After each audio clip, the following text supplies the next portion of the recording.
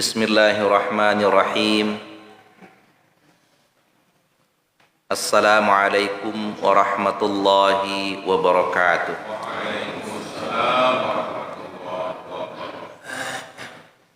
Alhamdulillahi rabbil alamin. Wa bihi nasta'inu ala umurid dunya waddin. Wassalatu wassalamu ala asyrafil mursalin Nabiyyina Muhammadin wa ala alihi wa sahbihi ajma'in. Allahumma salli ala Sayyidina Muhammad wa ala ali Sayyidina Muhammad. Amma ba'du, subhanaka la ilma lana illa ma 'allamtana.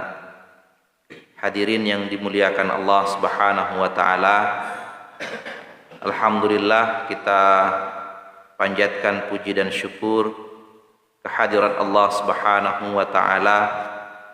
Pada pagi niki Allah masih karuniakan kita sehat. Allah memberikan kita kesempatan untuk hidup. Allah memberikan kita peluang untuk dapat menunaikan kewajiban kita pada pagi niki, laksanakan salat fardu subuh berjamaah. Mudah-mudahan salat subuh kita diterima Allah Subhanahu wa taala, ibadah-ibadah kita diterima. Mudah-mudahan dosa-dosa kita diampuni oleh Allah Subhanahu wa taala. Mudah-mudahan saudara-saudara kita yang belum sempat bergabung bersama kita untuk menunaikan salat subuh berjamaah, mudah-mudahan Allah berikan kesempatan dan kekuatan kepada mereka. Amin ya rabbal alamin. Salawat dan salam ke atas baginda Nabi kita Muhammad sallallahu alaihi wasallam. Mudah-mudahan syafaatnya tercurahkan kepada kita semua. Hadirin yang dimuliakan Allah Subhanahu wa taala. Jadi alhamdulillah pada pagi niki kita kembali dapat melanjutkan kajian kita. Insyaallah pada pagi niki kita lanjutkan kajian tentang membahas hadis-hadis yang terkandung di dalam kitab Bulughul Maram atau himpunan hadis-hadis ya. Pada pertemuan-pertemuan kita sebelumnya kita telah banyak membahas banyak hadis ya yang kita bahas dalam Kitabul Jami, dalam Kitabus Shalah juga kita sudah bahas. Nah, pada pagi niki kita akan lanjutkan kajian-kajian kita tentang beberapa hadis yang terkandung dalam Kitabul Jami. Kitabul Jami ini dia membahas tentang akhlak ya, tentang perilaku seorang muslim kepada muslim yang lainnya, perilaku seorang muslim terhadap keluarganya, terhadap anak-anaknya. Nah, ini yang akan kita bahas pada pagi niki. Seperti biasa, nanti yang akan membacakan satu hadis, kemudian kita akan jelaskan. Kalau masih ada waktu, kita akan lanjutkan dengan hadis-hadis berikutnya ya. Hadis yang pertama pada pagi niki kita akan membahas tentang hadis dari Al-Mughirah ibnu Syu'bah radhiyallahu anhu, anna Rasulullah sallallahu alaihi wasallam qala, innallaha harrama alaikum uquqal ummahat wa wa'dal banat wa man'an wahad wa kariha lakum qila wa qala wa kathratas su'al wa idha'atal mal. Hadis muttafaqun alaih, diriwayatkan oleh Imam Al-Bukhari dan Imam Muslim. Jadi kalau sudah Imam Bukhari, Imam Muslim, maka hadis ini adalah hadis yang sahih ya. Dari Al-Mughirah ibnu Syu'bah radhiyallahu anhu bahwa Rasulullah sallallahu alaihi wasallam bersabda, innallaha, sesungguhnya Allah, harrama alaikum, mengharamkan kepada kalian. Apa yang diharamkan oleh Allah? Pertama, uquqal ummahat. Uquq itu artinya durhaka. Al ummahat jamak dari kata ummun. durhaka kepada ibu. Ya, ini pertama. Yang kedua, wa wa'dul banat, wa wa'dal banat. Wa'dal banat itu artinya mengubur, membuang bayi atau anak-anak perempuan secara hidup-hidup. Ya. Yang ketiga, wa man'an wahad. Man'an itu artinya melarang, menutup peluang dan kesempatan orang lain untuk bahagia. Ya, itu maknanya man'an, ya. Wa kariha lakum qila wa qala, dan Allah tidak suka apabila kalian qila wa qala. Qila wa qala itu artinya suka berkata kutelingnya ling. Itu, ya. Jadi ling. Itu kerap banyak orang berkata tanpa menyebutkan sumber perkataannya. Ini bahasa kita hoax. Ya, nanti kita jelaskan bagaimana qila wa qala itu.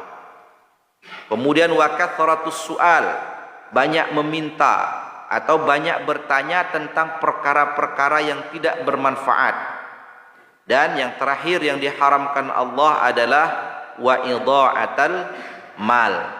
Idha'atal mal itu artinya menyia-nyiakan harta. Ini beberapa hal di dalam agama yang Allah Subhanahu wa taala haramkan kepada kita semua.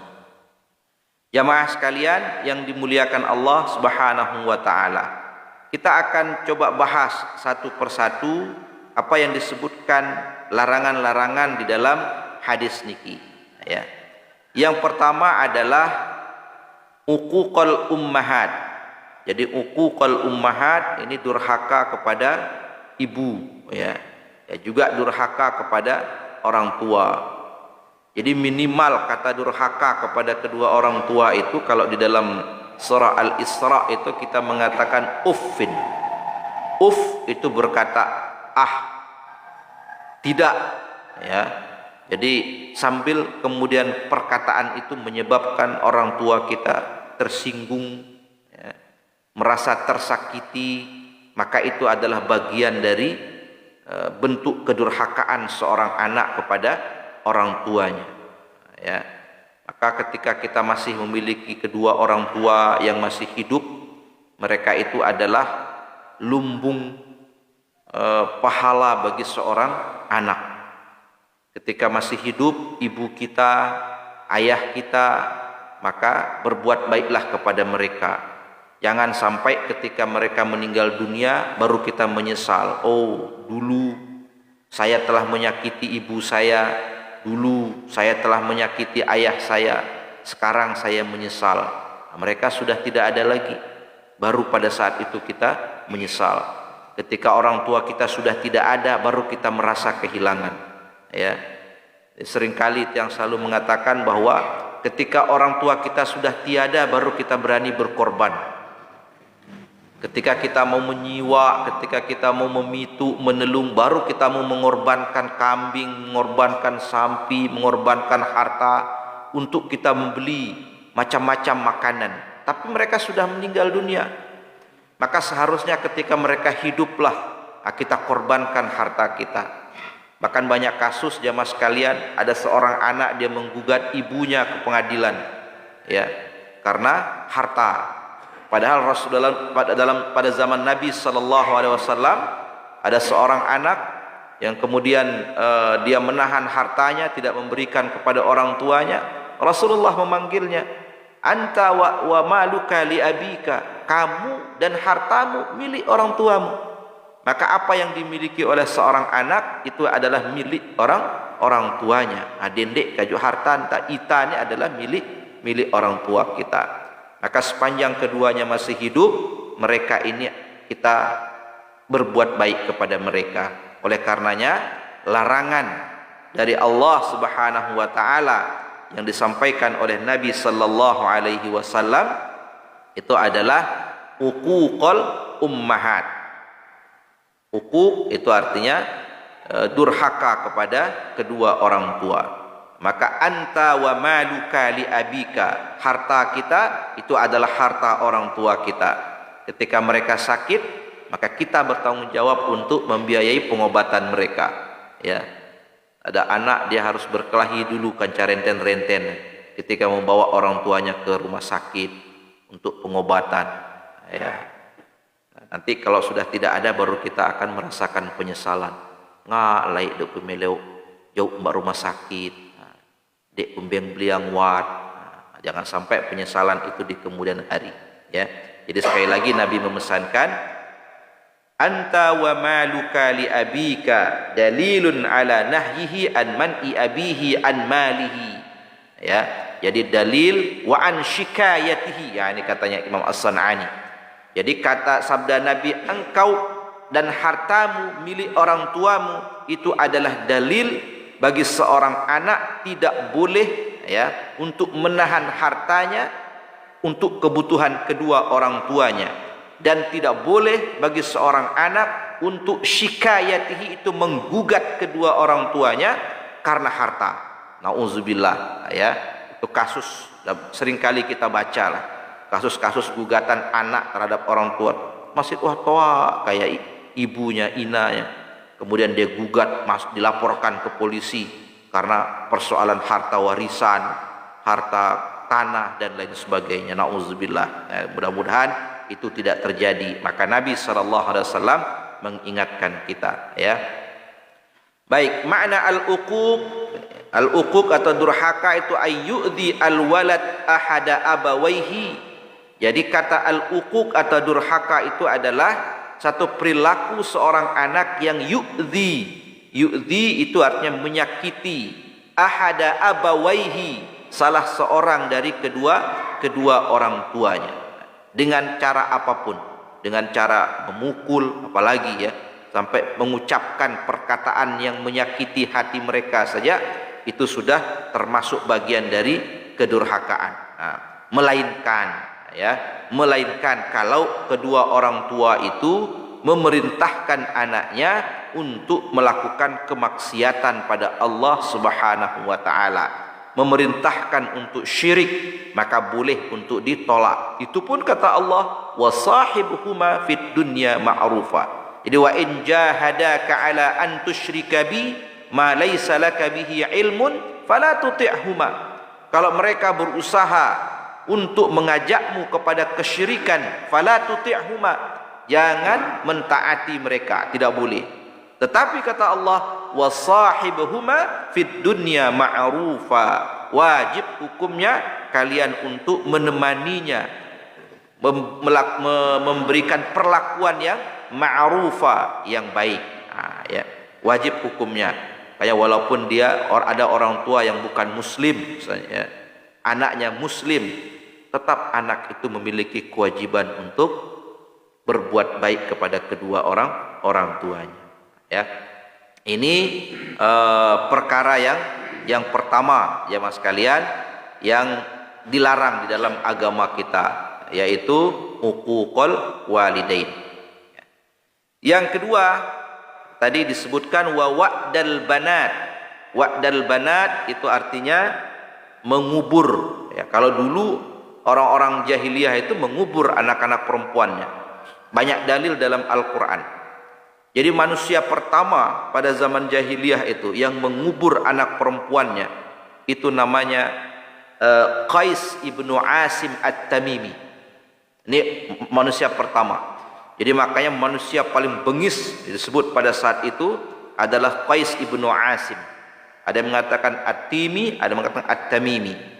Jadi ada kisah disebutkan dalam riwayat gitu, bahwa Qais ibnu Asim ini adalah seorang panglima, ketua kabilah pada kabilah At-Tamimi.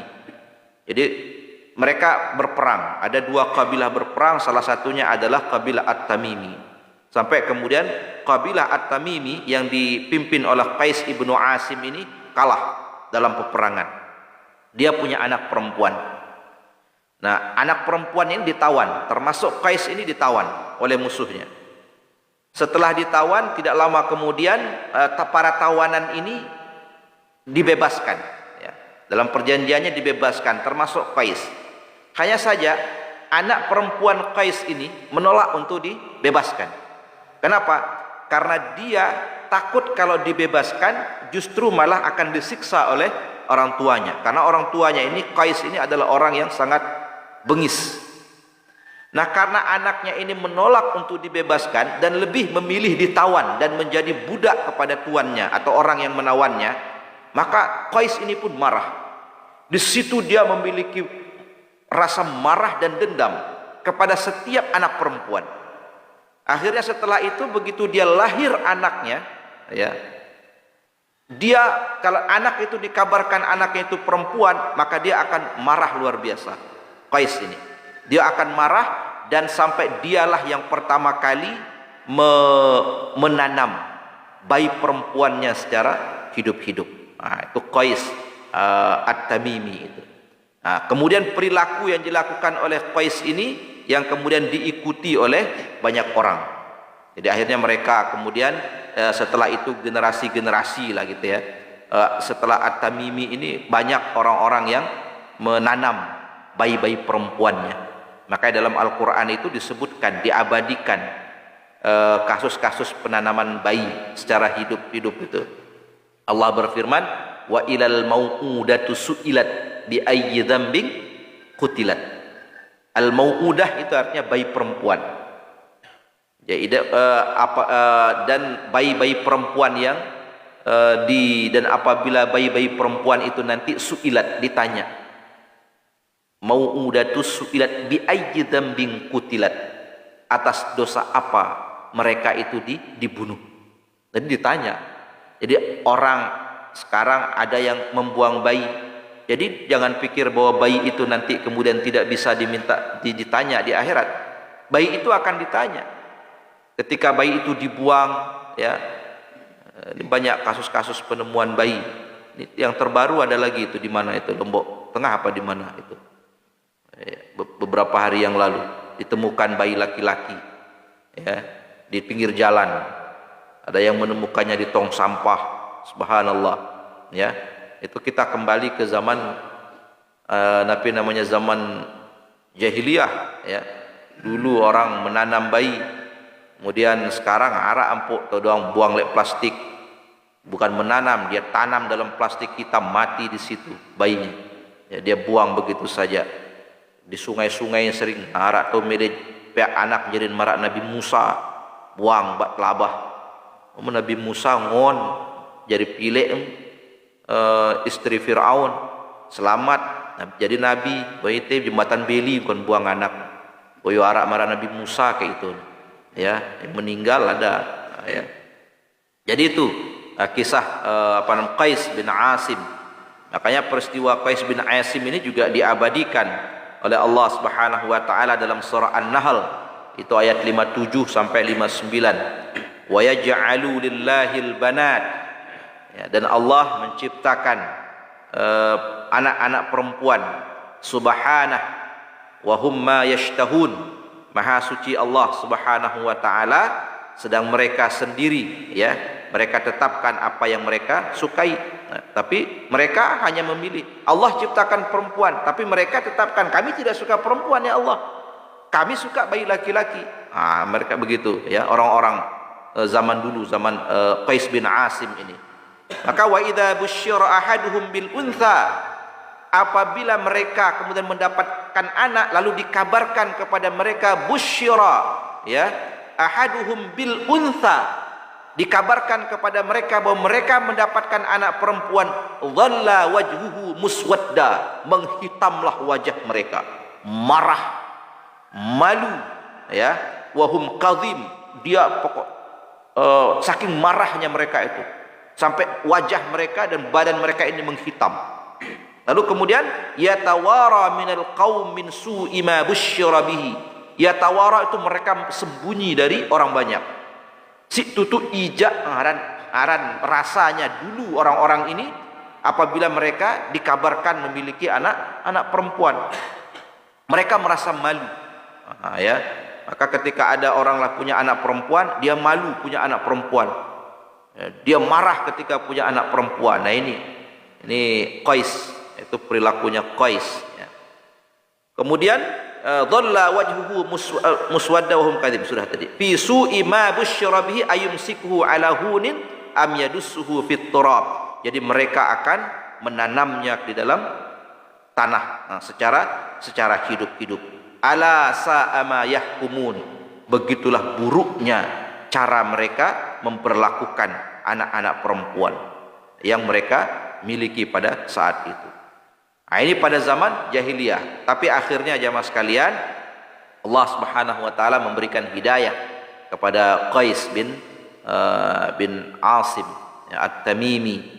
Lalu beliau pun memeluk Islam, dan diberikan usia yang cukup panjang oleh Allah Subhanahu wa taala, ya, kepada Qais. Akhir setelah Nabi sallallahu alaihi wasallam menjadi nabi dan rasul, berdakwah, dia memeluk Islam. Penyesalan yang luar biasa. Nah, kemudian setelah itu ketika Islam masuk, maka wanita ini dimuliakan, ya. Jadi perempuan-perempuan dimuliakan oleh Allah Subhanahu wa taala. Dulu tidak boleh perempuan menerima warisan. Dulu perempuan kalau dia haid, ya, pada sebelum zaman jahiliyah, kalau dia haid maka perempuan itu tidak boleh satu meja makan bersama. Dulu zaman jahiliyah, ya, maka mereka tidak boleh. Kemudian kalau suami dia marah kepada istrinya, mereka akan mengatakan, cukup dia katakan zihar saja. Kamu ini sama seperti punggung ibuku. Itu kata-kata yang dulu orang-orang jahiliyah itu. Maka sampai sekarang itu kan menjadi hukum dalam Islam. Walladzina yudhahiru minkum min nisaihim. Jadi laki-laki yang menzihar istrinya, yang mengatakan engkau punggungmu sama seperti punggung ibuku, maka mereka melakukan zihar. Kalau itu terucap dari laki-laki sebagai bentuk kebencian kepada istri atau kepada perempuan, maka wajib hukumnya dia membayar kifarat. Ya, dia tidak boleh menggauli istrinya ketika dia sudah menzihar istrinya. Dia mengatakan kamu sama seperti punggung ibuku, maka jatuhlah hukum zihar. Kalau sudah zihar, itu maka dia tidak boleh untuk menggauli istrinya, haram hukumnya. Ini terjadi pada Khawlah binti Khawlah itu istri dari Aus bin Samit, ya. Jadi Khawlah ini menjadi perempuan yang menjadi sebab turunnya surah Al-Mujadilah ayat 1 sampai ayat 4. Ketika Allah mengatakan qad sami Allahu qaulal lati tujadiluka fi zawjiha wa tashtaki ila Allah wallahu yasma'u tahawurakuma innallaha sami'un basir, kata Allah. Allah telah mendengar, qad sami Allahu qaulal lati, perkataan seorang perempuan. Siapa perempuan itu? Khawlah binti Sa'labah. Itu ceritanya. Jadi satu ketika Khawlah ini dia punya suami namanya Aus bin Samit. Mereka ini pasangan suami istri yang sudah tua. Tapi Aus bin Samit ini dia orangnya temperamen, dia suka marah. Satu ketika dia panggil istrinya, lalu istrinya agak telat datang, dia marah. Lalu dia mengatakan, anti alayya ka dhahri ummi, kamu punggungmu sama seperti punggung ibuku, katanya. Lalu kemudian tidak lama kemudian dia menyesal, Aus ini. Sampai akhirnya dia panggil lagi istrinya untuk ingin melakukan hubungan suami istri. Kata Khawlah, demi Allah dan demi Rasulnya, jangan kamu mendekati aku sampai Allah dan Rasulnya menetapkan hukum atas apa yang kamu ucapkan. Kata Khawlah, dia perempuan cerdas, ya. Lalu kemudian Khawlah pun datang kepada Rasulullah. Kata, ya Rasulullah, sekarang aku perempuan yang sudah tua. Dulu aku perempuan muda yang sangat menarik bagi suamiku. Tapi ketika aku sudah tua sekarang, kata Khawlah, suamiku menganggap aku sama seperti punggung ibunya. Dan kemudian diceritakan, dia memanggilku setelah itu untuk melakukan hubungan suami istri, maka aku tidak mau mendekat kepadanya. Ya Rasulullah, berikan putusan kepada kami. Kata Nabi SAW, ini bagiku, kata Nabi, ini jatuh talak. Tapi kata Khawlah, ya Rasulullah, dia tidak melafazkan kata talak. Dia mengatakan, aku sama seperti punggung ibuku. Akhirnya kata Nabi SAW, aku belum mendapatkan wahyu terkait dengan perkara yang kamu hadapi. Nah, jadi dialog itu Allah dengar. Maka qad sami Allah mendengar qaulal lati tujadiluka, perkataan seorang perempuan yang mengadu kepadamu, menggugat suaminya kepadamu, wa tashtaki ilallah.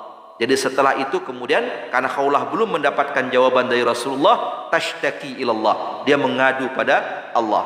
Nah, itu dalam riwayat menyebutkan Khawlah mengatakan, ya Allah, aku memiliki banyak anak, tapi kemudian kalau anak-anak ini aku serahkan kepada suamiku, maka anak ini akan sia-sia karena suamiku adalah orang yang pemarah. Tapi kalau anak-anak ini aku yang asuh, kata Khawlah, maka anak-anak ini akan hidup dalam keadaan kelaparan. Nah, karena aku bergantung hidup pada suamiku untuk makan. Akhirnya apa? Tidak lama turunlah wahyu Allah, surah Al-Mujadilah ayat 1 sampai 4 yang menjelaskan tentang zihar. Bahwa perilaku zihar itu adalah mungkar, perkara yang mungkar. Satu wazuro, kata Allah, zur itu dosa besar, keji. Maka tidak boleh seorang laki-laki itu karena tidak suka dengan istrinya lalu dia menyamakan punggung istrinya dengan punggung ibu kandungnya. Nah, itu disebut perkataan zihar. Maka turunlah ayat ini. Nah, akhirnya Khawlah pun Aus bin Samit, suaminya Khawlah pun diwajibkan untuk membayar kifarat apabila ia ingin kembali melakukan hubungan suami istri dengan istrinya. Apa kifaratnya? Sama seperti kifarat suami istri yang melakukan hubungan jima pada siang hari bulan Ramadan, memerdekakan hamba sahaya, puasa berturut-turut 2 bulan, ya, kemudian kalau tidak mampu maka memberikan makanan kepada 60 orang miskin. Nah, ini bagian dari masyarakat jahiliyah dulu untuk menyiksa sebagai bentuk ketidaksukaan mereka terhadap perempuan. Jadi diskriminasi namanya. Setelah Islam datang, zihar itu masih tetap ada berlaku, tapi tidak menjadi hukum talak, ya, tidak menjadi hukum talak. Akhirnya wajib mereka membayar kifarat. Jadi diberikan hukuman kepada laki-laki kalau mereka ingin mencabut kifaratnya. Nah, ini jamaah sekalian yang dimuliakan Allah Subhanahu wa taala. Bahkan khulu itu adalah bagian dari hak perempuan untuk membebaskan dirinya dari kezaliman laki-laki. Jadi khulu itu talak tebus, itu dari perempuan itu. Jadi kalau perempuan kalau merasa dizalimi oleh suaminya, ya disakiti oleh suaminya, tidak diberikan nafkah lahir dan batin, maka agama menyiapkan fasilitas namanya khulu. Khulu itu talak tebus, perempuan yang minta. Itu yang kita sebut dengan gugat cerai. Ya, maka suami dia sanggup, oke, saya bayar sekian, kita cerai. Nah, seperti itu, ya. Jadi inilah cara Islam kemudian menghormati, menghargai kaum perempuan. Setelah lama perempuan, bayi-bayi perempuan itu dianggap sebagai makhluk yang tidak dihormati oleh orang-orang jahiliyah dulu. Maka Allah Subhanahu wa taala dalam hadis ini mengingatkan wa wa'dul banat, jangan sekali-kali menyakiti anak-anak perempuan, ya. Harta warisan juga dulu tidak boleh perempuan itu menerima harta warisan pada zaman jahiliyah. Tapi turun ayat, yusikumullahu fi auladikum lidzakari mithlu hadzil unthayain. Maka Allah mewasiatkan kepada kalian bahwa bagian perempuan itu adalah sama, bagian laki-laki itu sama dengan bagian 2 orang perempuan. Kenapa bagian laki-laki lebih? Ya, karena laki-laki diamanatkan oleh Allah untuk memberikan nafkah. Tidak ada kewajiban perempuan untuk membayar nafkah kepada suaminya. Nah, selalu kita sebut perempuan berikan uang kepada suaminya itu sedekah, suami berikan uang kepada istrinya itu nafkah. Nah, jadi tidak ada kewajiban perempuan untuk memberikan nafkah kepada suaminya. Makanya warisan itu lebih banyak diberikan kepada laki-laki. Nah, ya. Dan banyak lagi hal-hal lain setelah Islam datang itu kemudian memuliakan kaum perempuan, ya. Wa wa'dul banat, ini yang kedua jamaah sekalian, ya. Wa'dul banat itu artinya tidak boleh menyakiti, menanam hidup-hidup anak-anak perempuan. Nah, yang ketiga jamaah sekalian yang dimuliakan Allah Subhanahu wa taala, man'an wahad, ya. Yang ketiga itu man'an wahad. Man'an wahad ini adalah orang yang man'an ini menghalangi orang bahagia, ya. Kan banyak kalau kasus-kasus menghalangi orang berbahagia itu. Menghalangi orang bahagia itu jagamu rezeki dihalang-halangi, ya. Maka termasuklah menghalangi orang bahagia itu, maka dalam bab jual beli tidak boleh membeli barang yang sedang ditawar oleh orang lain. Itu bagian dari ini. Tidak boleh. Jadi orang sedang tawar niki barang ini, tiba-tiba kita, oke, saya langsung beli dengan harga yang tinggi. Tak boleh. Nah, itu proses, termasuk itu man'an. Jadi man'an melarang orang lain bahagia, merusak barang harta milik orang lain. Dek tak demen kita ya bahagia macam tanta gawe ya. Zaman-zaman lain Arab itu cerita ya santet terus macam-macam menggunakan ilmu hitam, ya ilmu sihir itu ada. Dia sihir karena dia tidak suka melihat orang itu bahagia, dia sihir dan macam-macam, ya. Bagi itu adalah man'an. Cara orang tidak suka kepada menghalangi orang bahagia, maka jangan sekali-kali itu lakukan. Itu biasanya disebabkan karena hasad ataupun iri. Jadi mun batur bahagia, kita harus ikut bahagia. Tetangga kita bahagia, alhamdulillah. Tetangga kita bahagia, mun duwe motor, kamle mau tam enggak. Seperti itu. Dendek kita panas mun batur beli Honda. Ailah sakit tangan kita ya baru beli Honda. Mun duwe gelang, baru batur mun duwe gelang. Lagu si mun duwe gelang dendek pas pamer-pamerang, ai ku teh imah. Pas sakit tangan batur masih ya. Jadi seperti itulah supaya tidak muncul man'an ini, supaya tidak ada orang yang menghalangi kita untuk berbuat jahat, berbahagia, ya. Baik, kemudian wahad. Terus saya, jadi man'an wahad itu termasuk menghalangi orang. Di antara orang yang had ini adalah had, ya, itu merampas harta orang lain, itu had. Jadi man'an itu melarang orang lain bahagia. Had itu merampas hak-hak orang lain. Termasuk dicontohkan di sini adalah orang yang tidak menyelesaikan kewajibannya kepada si fulan, misalnya hutang. Jadi orang yang tidak mau membayar hutang padahal dia mampu, itu termasuk kata had. Ya, kenapa? Dia merampas hak orang lain di situ. Mencuri itu had. Korupsi had. Itu disebut had. Kenapa? Dia merampas harta milik orang lain yang bukan miliknya, menyebabkan orang lain itu kemudian tersiksa. Maka itu disebut had. Orang yang tidak bayar hutang itu had, yang mencuri itu had. Itu had, man'an wahad. Ini larangan dalam hadis tersebut. Jadi terkait dengan man'an wahad ini biasanya karena iri, karena orang yang tidak mau menyelesaikan kewajibannya kepada orang lain. Ini bagian dari had. Maka itu tidak dibenarkan di dalam agama. Wala ta'kulu amwalakum bainakum bil batil wa tudlu biha ilal hukam litakulu fariqam min amwalin nasi bil ithmi wa antum ta'lamun. Ini bagian dari man'an wahad.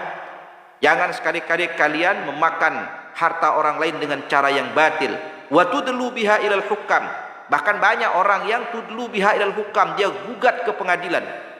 Dia datangkan kesaksian palsu di pengadilan supaya bagaimana dia dapat merampas harta saudaranya dengan cara yang batil. Banyak kasus seperti itu. Baik, jadi itu man'an wahad. Selanjutnya yang ketiga itu adalah yang keempat, qila wa qala. Ini yang dilarang. Apa makna qila wa qala? Itu orang yang terlalu banyak bicara yang tidak bermanfaat. Ya. Jadi kata Nabi, diam, atau kalau mau berkatalah perkataan yang bermanfaat. Jadi apalagi kalau sampai ketika dia berkata itu, perkataan yang keluar itu perkataan yang buruk, mencela orang lain, itu kita berhati-hati. Itu disebut qila wa qala, yaitu bicara yang tidak bermanfaat. Yang termasuk juga adalah qila wa qala ini melibatkan diri dalam satu pembicaraan yang tidak jelas. Itu katanya, melibatkan diri dalam kita tidak tahu apa-apa, kita terlibat, kemudian kita ceritakan kepada orang lain. Khawatirnya apa yang kita sampaikan itu tidak sesuai dengan apa yang fakta yang sebenarnya. Bari harap tu ngerosang batur kita milun tak, anak kumbe cerita, macam terus. Saya jadi macam-macam. Kita sudah ikut terlibat di situ. Jangan ikut melibatkan diri dalam pembicaraan terhadap pembicaraan hal-hal yang buruk. Sudahlah, biarkan. Kalau ada orang ya sudah, biarkan dia bicarakan. Tapi kalau bermanfaat, kita milu mas. Ya, jadi qila wa qala, atau menceritakan sesuatu kepada orang dengan mengatakan qila link saya, link anu. Ini biasanya dalam media sosial. Kita suka men-share sesuatu yang kita tidak tahu asal usulnya dari mana. Ya, kadang berita hoax kita sebar, molah dan tersebar, semua orang kita terlibat di situ. Padahal apa yang kita share itu fitnah. Misalnya, ini kemarin Arak tahu share apa yang Ajin minyak tag yang juga dapat itu. Jadi tanggal seke Ajin minyak tag lagu itu tuh Ajin minyak tag dia itu tuh ya. Ajin minyak itu. Maka yang lihat di Mataram itu kemarin malam yang balik jam 10, jam 11 itu antri tahu kon napi ranti kon pom bensin itu beli minyak. Kenapa? Karena tanggal 12 nanti Ajin Pertalite itu di 10.000 kan 7.000 aja makin. Nah, rupanya WA itu kan tersebar kemana-mana, kan diklarifikasi akhirnya itu katanya tidak benar, ya, bahwa itu. Nah itu jadi berantai termasuk tiang dapat, tiang beli tiang minyak klem-klem, ya, jadi termakan hoax. Lagu dia tamil lu nge-share, la ilaha illallah, ya. Lalu memang karena ya beli minyak, saya terima, ya beli minyak. Jadi begitu, jadi jangan kita terutama di media sosial itu jangan kita ikut-ikut mensebarkan sesuatu yang kita tidak tahu kebenaran dan kepastiannya. Takut-takut kita dimintai pertanggungjawaban, apalagi itu melibatkan kehormatan orang lain. Sekarang yang paling banyak dan viral sekarang ini kasus apa kearan Sambo, ya kasus polisi Sambo, ya sudahlah. Itu sudah ditangani, jangan kita ikut-ikut men-share. Kadang-kadang kita takut berita yang kita sampaikan itu ya memang dia bersalah, tapi jangan sampai nanti kita menambah-nambah informasi yang kadang-kadang tidak benar, ya lalu kemudian kita ikut terlibat share. Maka Sambo nih sedang dihukum di dunia, Bu Merah Ita datengin si Sambo nih kon akhirat minta pertanggungjawaban oleh Sambo benga EP share lagu dia kutu lain ini lagu EP milun share link Sambo banyak lah tak share. Nah itu, jadi tidak usahlah kita ikut menyebarkan kalau itu tidak ada kepastian, mendatangkan kegaduhan. Kalau benar ya silahkan di-share. Kalau benar, sama seperti hadis-hadis. Ini banyak men-share hadis-hadis yang kita tidak tahu hadis itu benar atau tidak. Siapa yang menyampaikan? Dekanggo putih, dekanggo nune, link sebarang hadis-hadis niki. Padahal hadis itu kadang-kadang ada yang hadis palsu yang kita share, hadis yang tidak ada kebenaran. Itu disebut qila wa qala. Jadi kila ini artinya dikatakan oleh si anu. Nah itu kila itu. Anu putih ling, saya anu no. Nada jangan pokok anu waharanang si bejati. Nah, itu hati-hati karena kita mempertanggungjawabkan itu berat. Maka innallaha harrama alaikum qila wa qala. Allah mengharamkan kalian qila wa qala, berkata, menyampaikan informasi yang belum tentu kebenarannya. Ya. Nah, itu qila wa qala. Ada kalian dua nih. Kemudian kasratus soal. Jadi kasratus soal ini pertama dimaknai banyak meminta. Jadi banyak meminta terhadap sesuatu. Jadi meminta, apalagi orang yang dia mampu. Jangan terlalu banyak meminta, ya. Meminta kita pada mampu bekerja, ya. Ya bekerjalah, ya. Kemudian kasratus soal itu terlalu banyak bertanya terhadap perkara-perkara yang tidak bermanfaat, ya. Lamun tanya jawab dalam pengajian basila gitu. Tapi kalau satu kadang-kadang ada orang bertanya hal-hal yang tidak bermanfaat. Jadi ada orang bertanya, kenapa kita menyembah Allah? Maksudnya itu saya batas sembah. Kita menyembah Allah atau Allah sembah kita? Ambil kita ngetuan pertanyaan yang jelas-jelas sudah ada dalam Al-Quran. Karena ini pertanyaan-pertanyaan yang menyebabkan nanti akan menjadi panjang. Makanya kalau ada pertanyaan-pertanyaan yang kira-kira tidak jelas, yang sifatnya misalnya barang jelas dalam agama tapi orang dicangkit-cangkit dan ngetuan, nah itu kita berhati-hati. Kadang-kadang kita nanti bisa terjebak dalam pertanyaan kita sendiri. Nah, itu ya.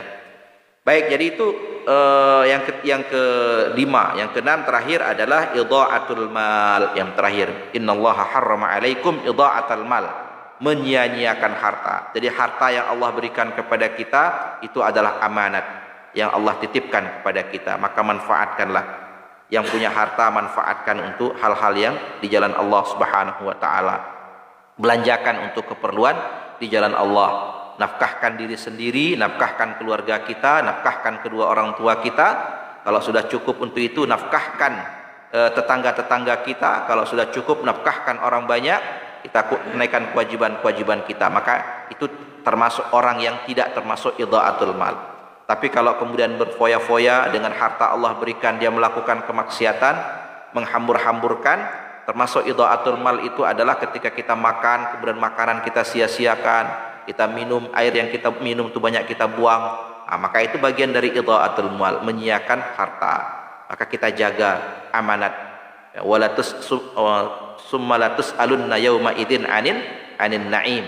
Maka nanti di hari kiamat kita akan dimintai pertanggungjawaban kita oleh Allah terhadap seluruh nikmat yang Allah berikan kepada kita.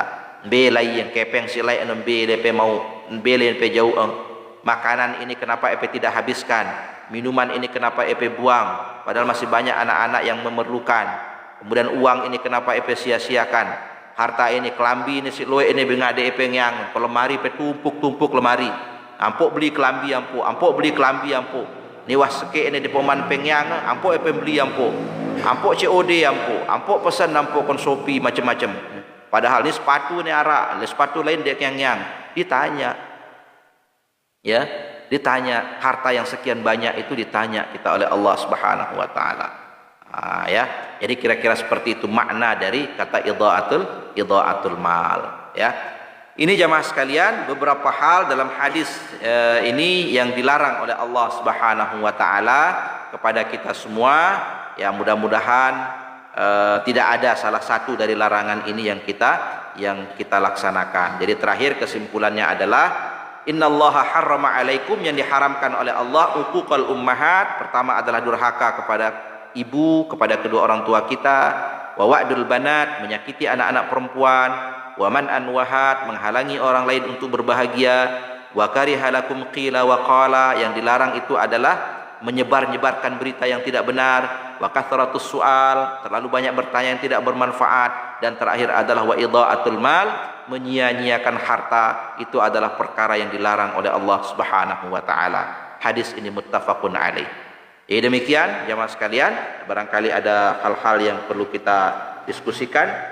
Masih karing 5 menit juga nih, karing 2 menit. Masuk waktu syuruk. Silakan barangkali ada yang belum jelas. Kita berikan kesempatan.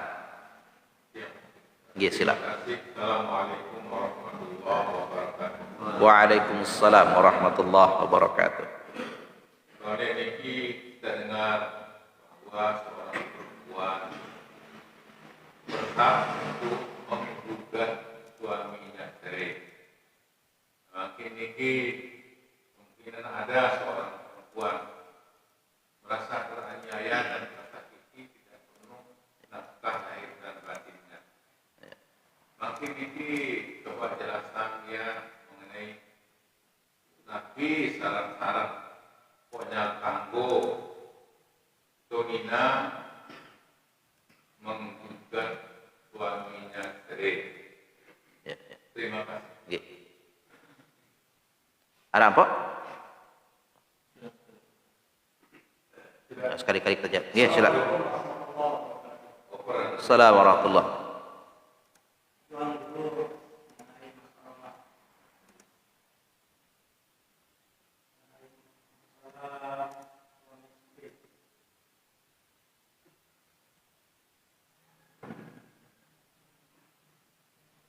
Dikatakan kamu mirip dengan ibu kamu.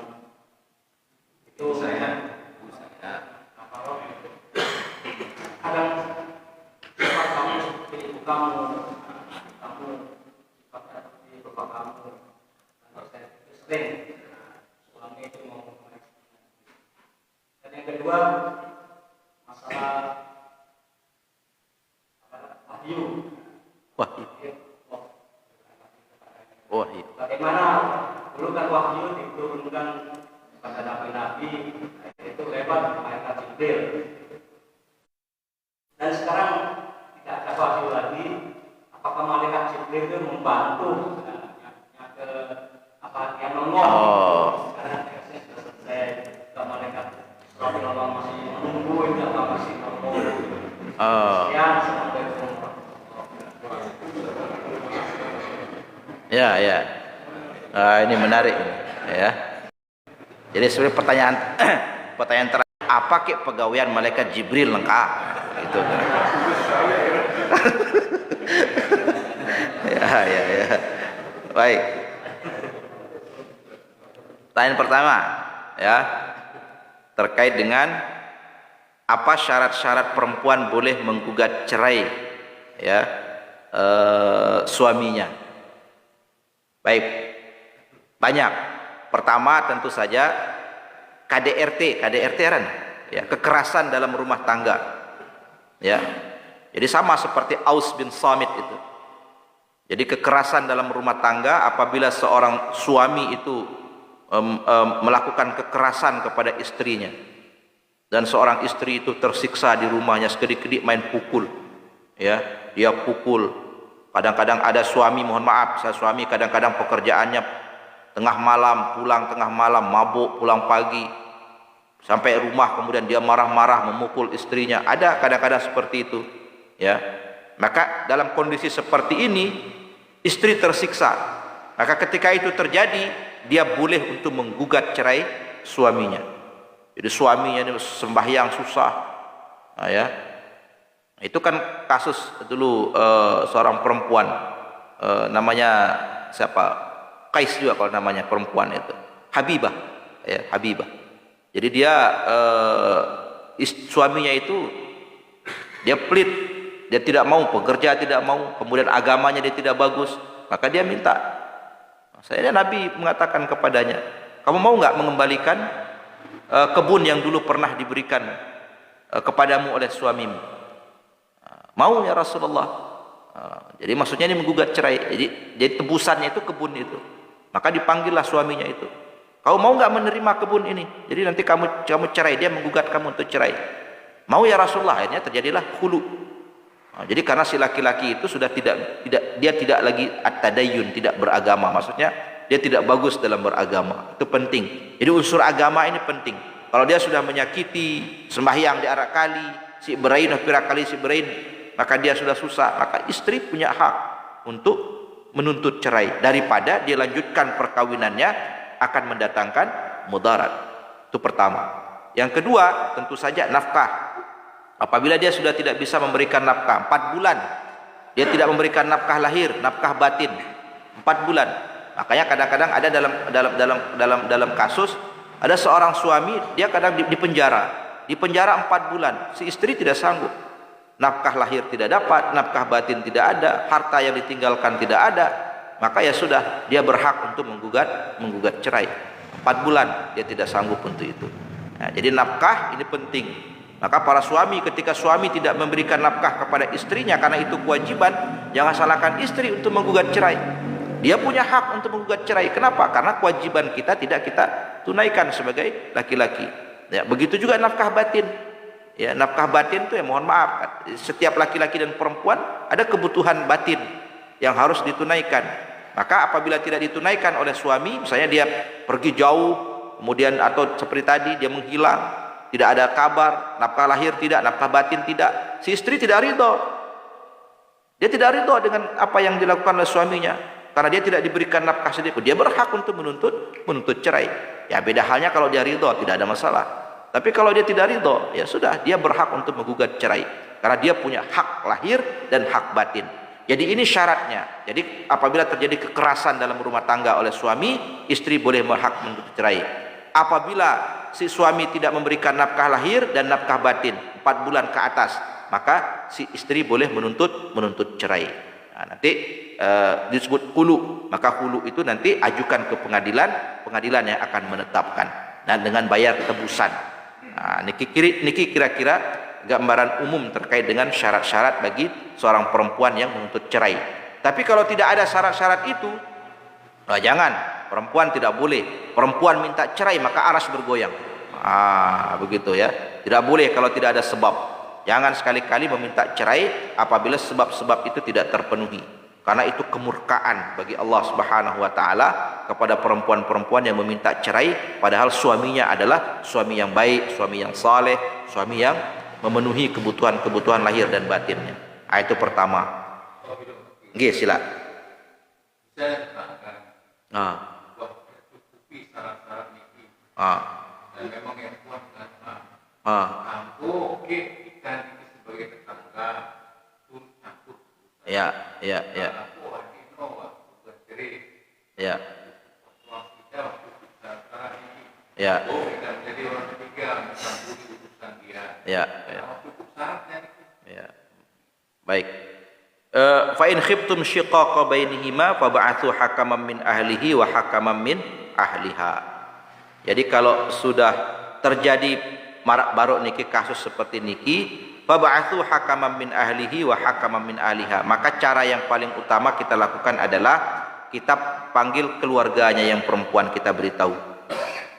Beritahu keluarga si anu dulu, si mama dulu. Ya batabrin. Kalau keluarga si mama atau si nina niki sudah mewakilkan kepada kita sebagai tetangga, maka kita ini mewakili si B, lek nina tapi lek mama. Itu makna. Maka status kita adalah hakam. Jadi yang boleh menyelesaikan masalah dia itu adalah hakam. Jadi hakam itu artinya orang tengah. Siapa yang menentukan orang tengah? Orang tengah ini adalah keluarga, baik dari pihak laki-laki atau keluarga dari pihak perempuan. Nah, karena takut lawan kita ikut campur, ya cemburu lawan si mama niki parang kita milih-milih kon. Betul kan? Lawan dia ngado anu parang kita ya napi itu milih-milih nganti ya bebalu. Betul lah dulu kan. Para putu.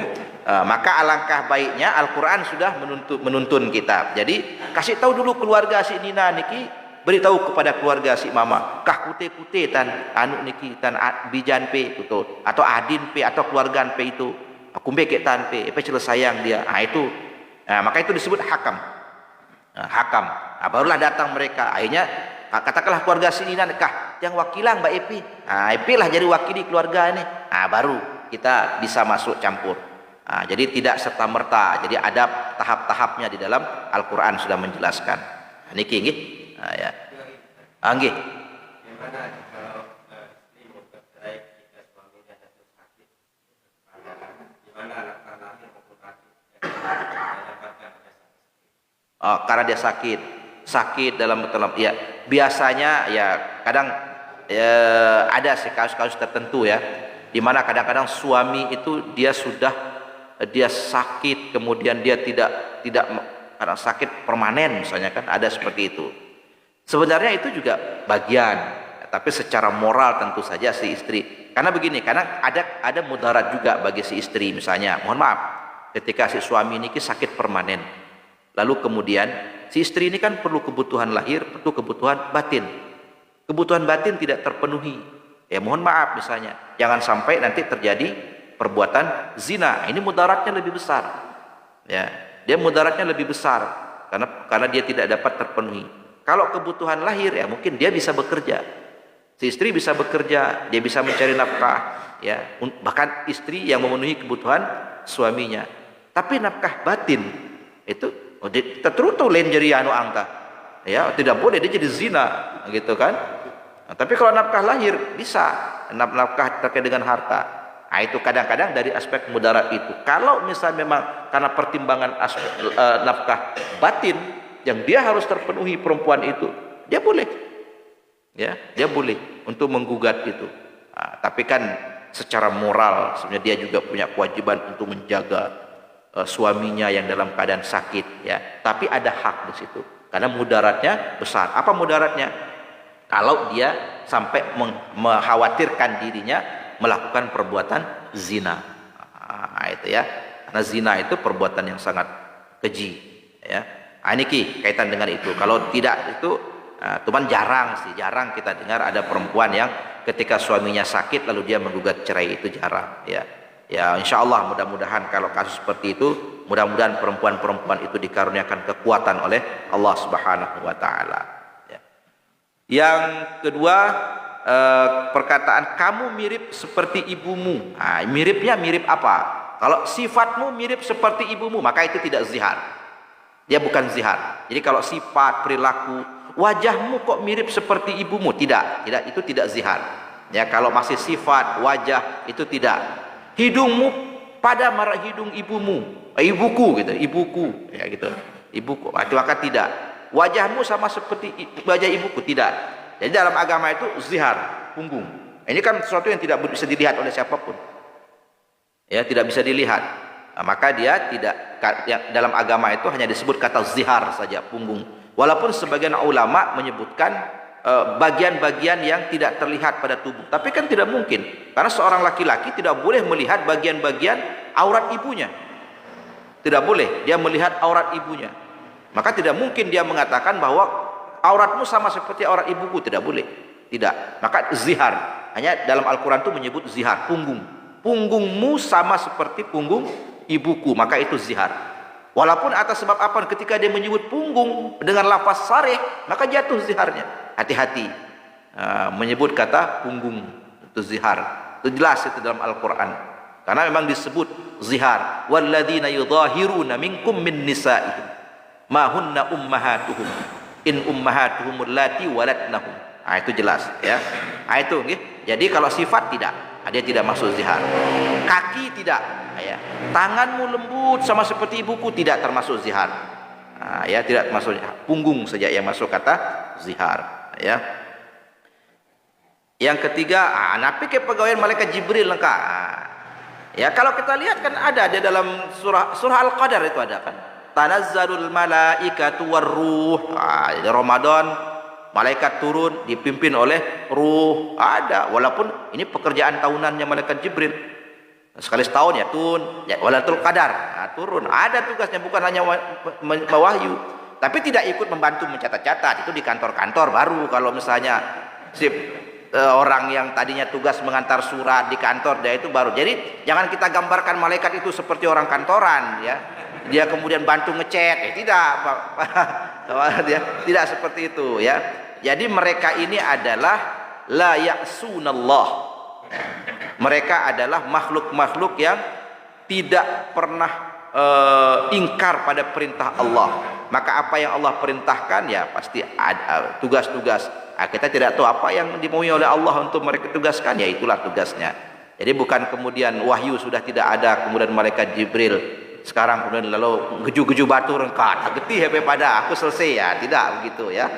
Jadi tidak seperti itu juga kan, ya. Karena sudah ada tugas-tugas yang lain. Jadi mereka ini adalah menunggu perintah Allah, la ya'sunallah, ya.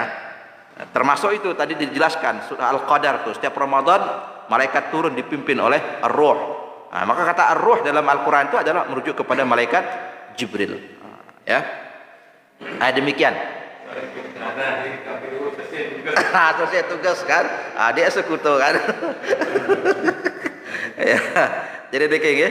Baik, jadi alhamdulillah setelah ini kita sudah masuk waktunya syuruk ya.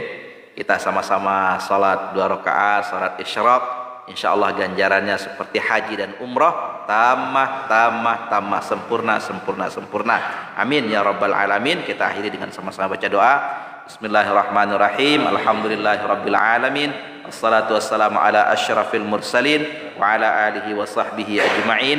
Allahumma anzilna munzalan mubarakan wa anta khairul munzilin. Allahumma barik lana fi bukurina. Allahumma ja'al jam'ana hadha jam'an marhuma wa tafarruqana min ba'dihi tafarruqan ma'suma. Rabbana atina fid dunya hasanah wa fil akhirati hasanah wa qina adzabannar. Walhamdulillahi rabbil alamin. Assalamualaikum warahmatullahi wabarakatuh.